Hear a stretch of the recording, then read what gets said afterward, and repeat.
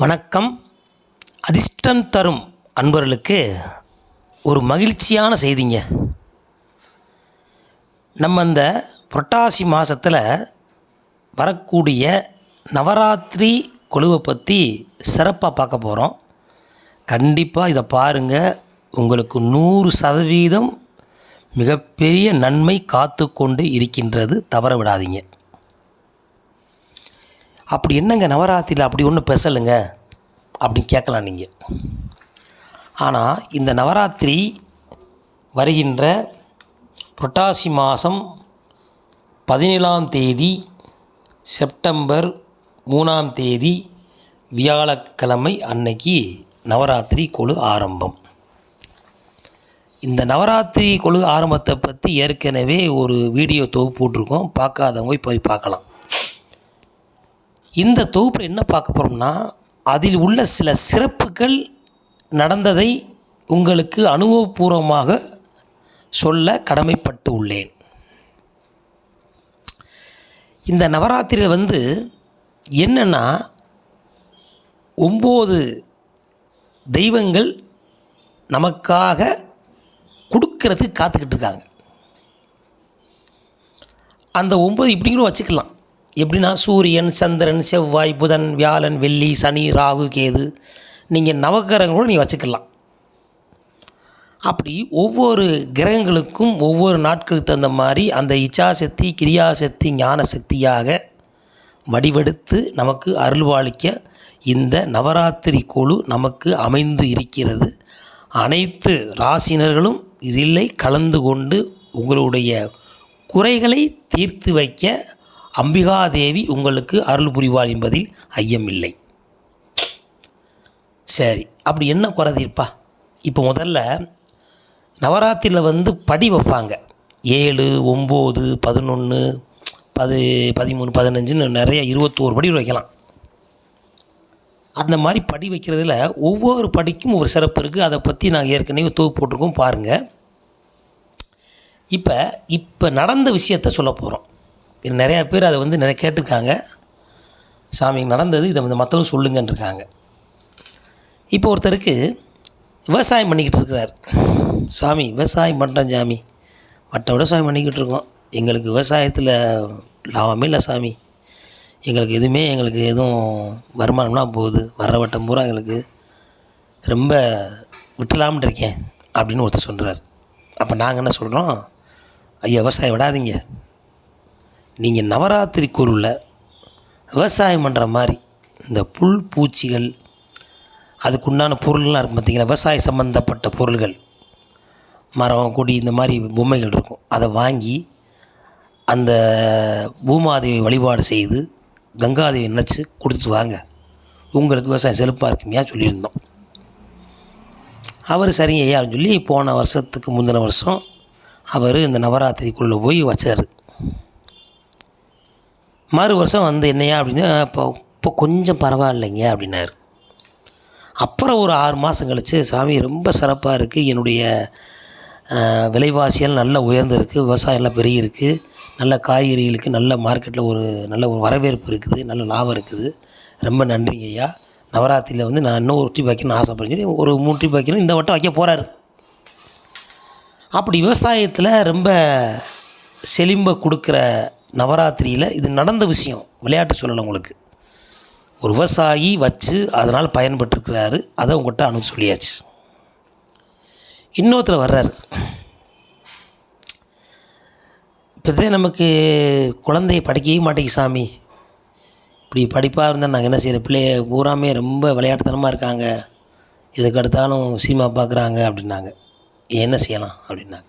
ஒன்றும் இல்லைங்கய்யா, நீங்கள் சரஸ்வதி பொம்மை ஒன்று வாங்குங்க, காய்கறியவர் இந்த மாதிரி பொம்மைகளை வாங்கி சுவாமிக்கு ஒரு தலைவாக்கு பணம் வச்சு பூ வச்சு சந்தனம் வச்சு கொடுத்து உங்கள் பையன் பேருக்கு அர்ச்சனை பண்ணிவிட்டு வாங்க, உங்கள் பையனை படிப்பார் அப்படின்னு சொல்லியிருந்தோம். அவரும் அதே மாதிரி குழந்தைக்கு வச்சாங்க. வருஷத்தில் ரொம்ப மார்க் ரொம்ப கம்மியாக எடுத்தார். மறு வருஷம் ஓரளவுக்கு அந்த வச்சதுலேருந்து உண்மையிலேயே விளையாட்டு சொல்லலை, 20,000 ரேங்க் எடுத்த குழந்தை இன்றைக்கி 5,000 எடுத்துக்கிட்டு இருக்காங்க. அதுவும் அந்த நவராத்திரியினுடைய அந்த தாயோட அனுகிரகம் தான். இது ஒரு அனுபவம். இன்னொரு அனுபவம், திருமணமாகாத ஒரு பெண் ஆண் வந்தாங்க. 2 பேருக்கும் சொன்னேன் நான். கல்யாண செட்டோட ஒரு குழுவாக வச்சு பொம்மை வாங்கி வைங்க அப்படின்னு 2 பேருக்கும் சொன்னேன். 2 பேரும் வச்சாங்க. போன வருஷம் தான் வச்சாங்க ஐயா. இது நடந்த விஷயம். போன வருஷம் தான் வச்சாங்க. 2 பேருக்குமே திருமணம் ஆயிடுச்சு போன ஆவணி மாதம் 8ஆம் தேதியில். அப்படி ஒவ்வொரு காலங்கள்லையும் இந்த நவராத்திரி வந்து ரொம்ப சிறப்பாக போய்கிட்டு இருக்கு. இன்னொன்று சொல்ல மறந்துட்டேன், அதையும் சொல்லிடுறேன். நம்ம வீடு ரொம்ப சொந்த வீட்டுக்காரங்க ஒருத்தவங்க வந்து, ஐயா சொந்த வீடு வாங்கியிருக்கோம், சொந்த வீட்டுக்கு போக முடியல, எங்கள் வீட்டில் எங்கள் அக்கா தங்கச்சிக்கெல்லாம் சொந்த வீடு கிடைக்காம ரொம்ப வாடகை வீட்டில் இருக்காங்க, இது ஒரு சின்ன ஒரு 1/2 சென்ட் இடமாவது எனக்கு கட்டி ஒரு ஓலக்கூடியோ வைக்கணுமான்னு சொன்னாங்க. கவலைப்படாதீங்கம்மா, நவராத்திரி விழா உங்களுக்கு வருது, இயற்கை கொடுத்த வரப்பிரசாதம். இந்த வீடு மாதிரி பொம்மையை வாங்கி சுவாமிக்கு வச்சு வெத்தலை பாக்கெல்லாம் வச்சு வழிபாடு பண்ணிட்டு வாங்க, 100% உங்களுக்கு இடம் கிடைக்கும், வீடு கட்டுவீங்க, சிறப்பாக இருப்பீங்கன்னு சொல்லியிருந்தோம். அந்த அம்மா 2 வருஷம் வச்சாங்க. 3ஆம் வருஷம் வைக்கிறதுக்குள்ளே இந்த வட்டம் ஆவணி 31ஆம் தேதி பால் காய்ச்சி சொந்த வீட்டு போயிட்டாங்க. அந்த அடியேன் நானும் அங்கே போய் சிறப்பாக பார்த்துட்டு வந்தேன். அவங்க ரொம்ப பெரும் மகிழ்ச்சி அடைஞ்சார்கள். அவங்க சொன்ன விஷயம் இதே தான், சாமி இங்கே சொன்ன மாதிரி மற்றவங்க சொல்லுங்கள் அப்படின்னாங்க. இது நவராத்திரியில் அப்படி அற்புதங்களும் மிகப்பெரிய மாற்றங்களும் ஏற்றங்களும் உண்டாகிருக்குது. இது எல்லோரும் கிடைக்கணும்ல, தான் பற்ற வையம் பெறும், எல்லோரும் சந்தோஷமாக இருக்கணும்யா, அதுக்கு இந்த தொகுப்பு.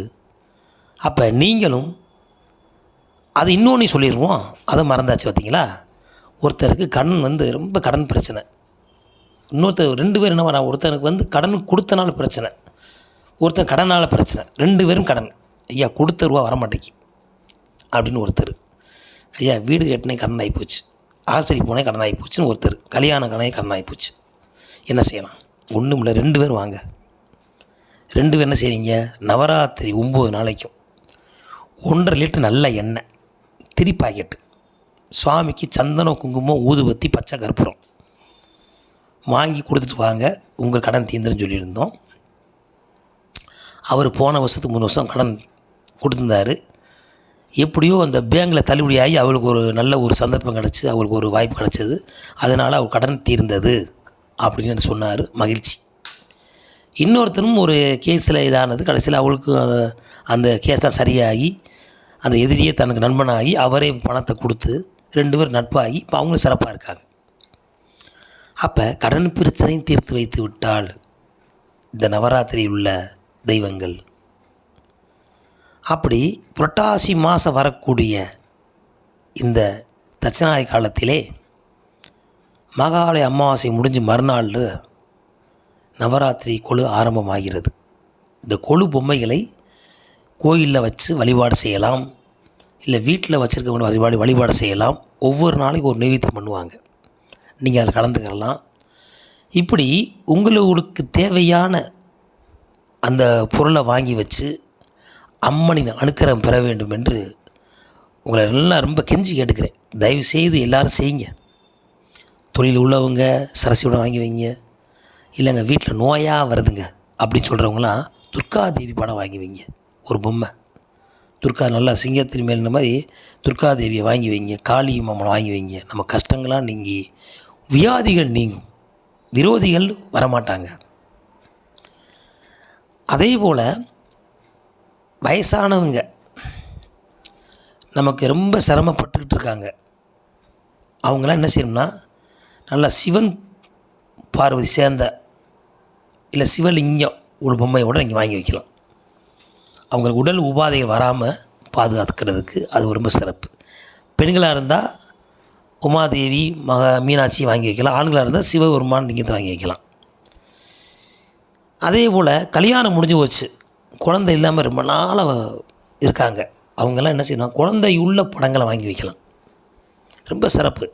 குழந்தை உள்ள படம், கிருஷ்ணன் படங்கள் இந்த மாதிரி வச்சா உங்களுக்கு நல்ல அருமையான ஞான குழந்தை உங்களுக்கு அந்த அம்பிகாதேவி மூலியமாக கிடைக்கும். ஏன் சொல்கிறோம்னா, இந்த நவராத்திரி அம்மாவுக்கு 9 ராத்திரி நவராத்திரி, ஐயாவுக்கு ஒரே ராத்திரி சிவராத்திரி. அம்மா வந்து கொஞ்சம் கொஞ்சமாக கொடுப்பா, ஊட்டுற வேலை வேலை. அப்பா வந்து மொத்தமாக எழுதி வச்சுட்டு போயிடுவார், அவருடைய வேலை. அப்போ அம்மா வழிபட்டால் கொஞ்சம் கொஞ்சமாக கிடைக்கும், நல்லா எல்லாமே கிடைக்கும். அப்பாட்ட மொத்தமாக கிடைக்கும், நீங்கள் தேடி எடுக்கணும். இதுதான் இவங்களுக்கு அவருக்கு வித்தியாசம். அம்மா வந்து என்ன செய்வான்னா, அவளே கடைக்கு போய் அவளுக்கே தேவையானதை கொஞ்சம் கொஞ்சமாக ஊட்டி விடுவாள், தேவைக்கு தகுந்த மாதிரி. அப்பா என்ன செய்வார், இந்தா மொத்தத்தில் ரூபாய் வச்சாச்சு, உனக்கு வேணுங்க வாங்கிக்கப்பா அப்படின்னு போயிடுவார். அப்போ அந்த ரூபாய் எடுத்து போய் நம்ம போய் விசாரித்து வாங்கி வச்சு செஞ்சு கொஞ்சம் காலதாமதமாகும், ஆனால் உங்களுக்கு நிறையா கிடைக்கும். அதனால தான் நவராத்திரி 9 ராத்திரி, சிவராத்திரி ஒரே ராத்திரி. இந்த நவராத்திரி காலங்களில் புதுமண தம்பதிகள் என்ன எப்படி இருக்கணும் அப்படின்னா, நீங்கள் சுத்தபத்தமாக இருந்துக்கணும். புரிஞ்சுருப்பேன் நினைக்கிறேன். சேராமல் இருப்பது நம்ம சிறப்பு. இந்த விரதமாக இருந்து அந்த நவராத்திரி விழாவிலே அம்பிகாய தேவி வழிபாடு பண்ணால் நல்ல ஞான குழந்தை பிறக்கும், செல்வம் தலைக்கும்.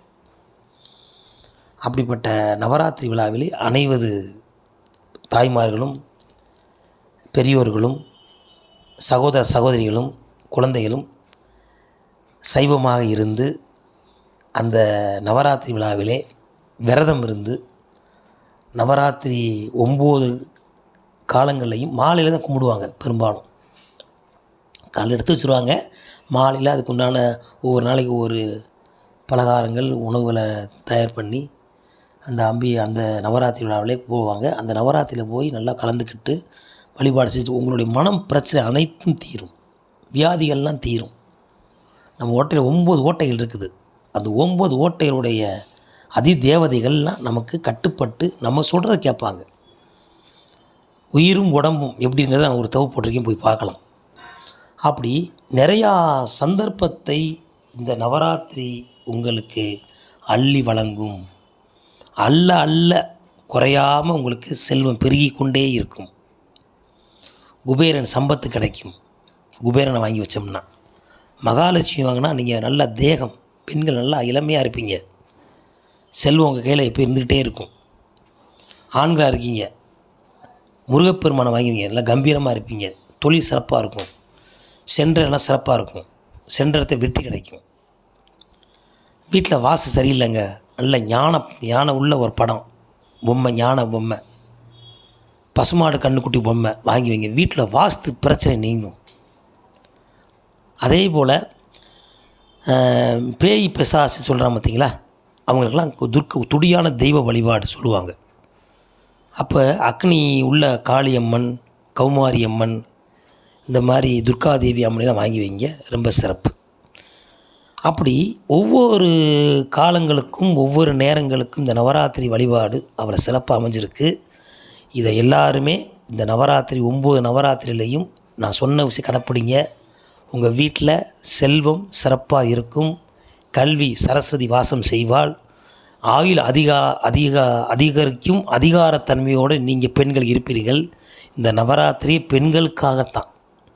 ஆண்கள் வழிபாடு செய்த பெண்கள் வழிபாடு செய்தால் மிக மிக அற்புதமான பலன் உங்களை தேடி நாடி உங்கள் உள்ளத்திலும் உங்கள் இல்லத்திலும் என்றென்றும் அந்த உமா மகேஸ்வரி, மகாலட்சுமி, சரஸ்வதி உங்கள் இல்லத்தில் என்றென்றும் இன்புற்று இருக்க வேண்டும் என்று அதிர்ஷ்டம் தரும் யோகம் உங்களை அனைவரையும் வாழ்த்தி மகிழ்கிறது.